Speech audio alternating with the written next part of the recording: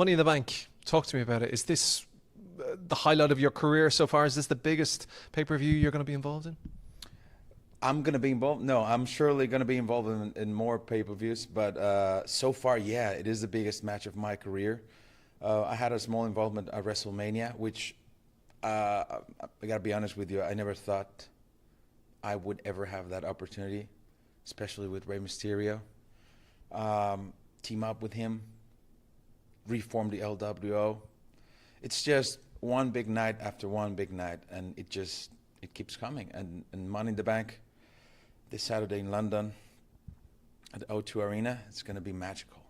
We'll talk to you about your rise through the wrestling world in a minute.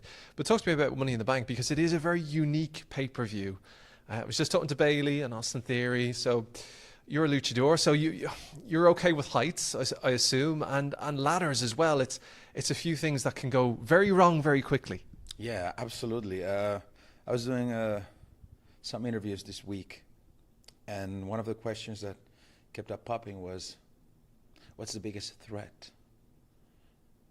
in the Money in the Bank match? Maybe they were thinking he's going to answer one of the other competitors. No. The biggest threat at the Money in the Bank match is the ladders. The ladders are the ones that generate the most damage. The ladders are the weapons that you're able to use. So I believe being within your five senses and being really focused is what's going to get you through that sort of match. This isn't my first ladder match. I'm proficient at ladder matches, but the competitors too. It's not going to be easy. Tell me about your rise to WWE, and you talked about Rey Mysterio. We might mention him in a second, but it has been a huge rise for you. You've come through a lot of different promotions and NXT and all this. How amazing does it feel? Do you need to pinch yourself sometimes to believe you're on this stage now? Absolutely, yes. It doesn't. A day doesn't go by without me thinking where I was and where I am, and specifically where I want to go. And what it takes, I've always known what it takes. The sacrificing, the hard working, the not having many things just so you can have this specific moment. I was born and raised in Mexico, as you already know. And I remember vaguely just being with my dad. My dad is a Lucha Libre legend, El Fantasma. And just being with him as a little kid, maybe probably 6 years old, which I was already training. Lucha Libre is deep within the roots of Mexico. I was already training, but I believe it was maybe D Generation X on TV. And I told my dad, that's what I want to do. It was different than what I was used to. Lucha Libre shows are different. And I remember he just told me, well, go for it. Go for it. But from that day until today, so many things have happened. So many experiences, so many trips, so many victories, and also so many defeats.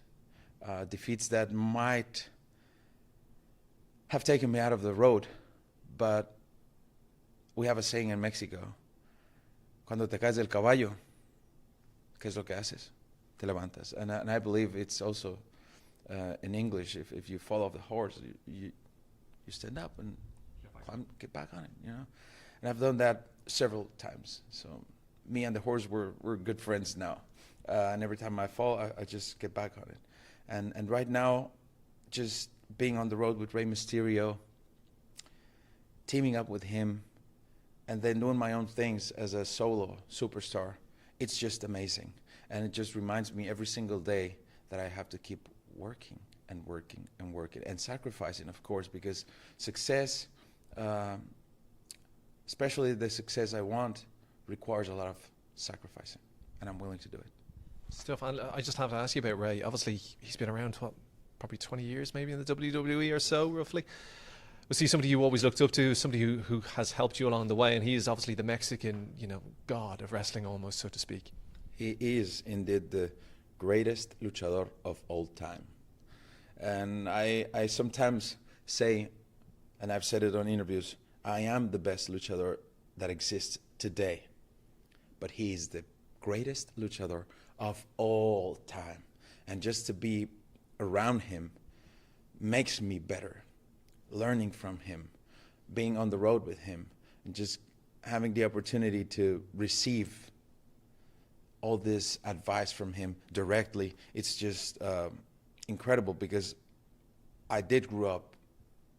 I mean, when I met Rey, I was probably, I want to say, 11 years old. And my dad told me, you see that guy over there, that kid, actually, he said, you see that kid? Because he was even called El Super Niño, the super kid. That's Rey Mysterio. He's going places. That's what my dad said. And my dad was already on his way to become a legend. And he was saying, that kid's going places. And that just stuck on my mind from that day on.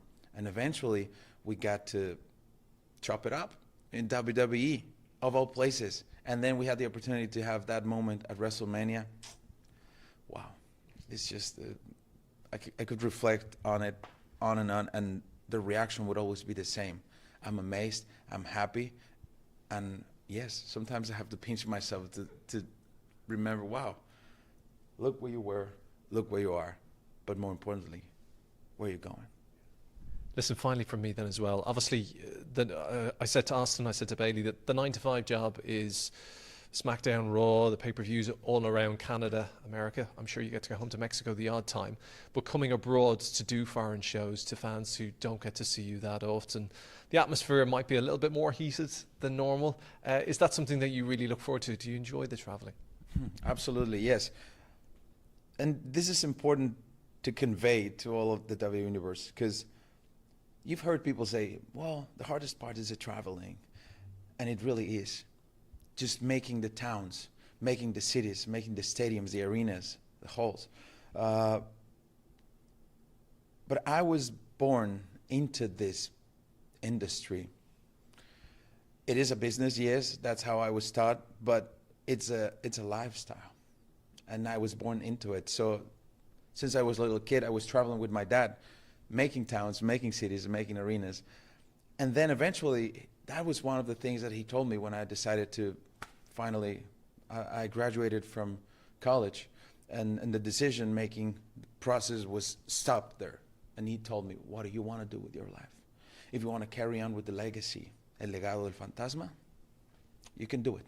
But you know the toll. You know that you're going to have to sacrifice time with your wife, with your kids, with me, with your mom. But if this is what you want, and I know and I trust that you have the ability, that you have the heart, because you got to have heart. You got to have purpose. I trust that you have it. But trust me, it's not going to be easy. Sometimes you're going to feel tired. But you got to remember, it's them. Your audiences are the ones that make you or break you. So every single time you're out there, be it one person or 85,000 people in attendance, you give your very best. Because if you don't, you just got to remember, you represent me, meaning my dad, you represent your country, meaning Mexico, and you represent each and every one luchador that has existed and exists. That's a heavy chip to have on your shoulder. But I agreed upon it, and that's why I proudly say that I represent Lucha Libre, I represent my family, I represent my country, my tradition, my heritage, and my culture. That's who Santos Escobar is. And every time you see me live or on TV, pay-per-view, WrestleMania, wherever it is, you know I'm for real. And I represent who I say I represent. Awesome. Absolute pleasure.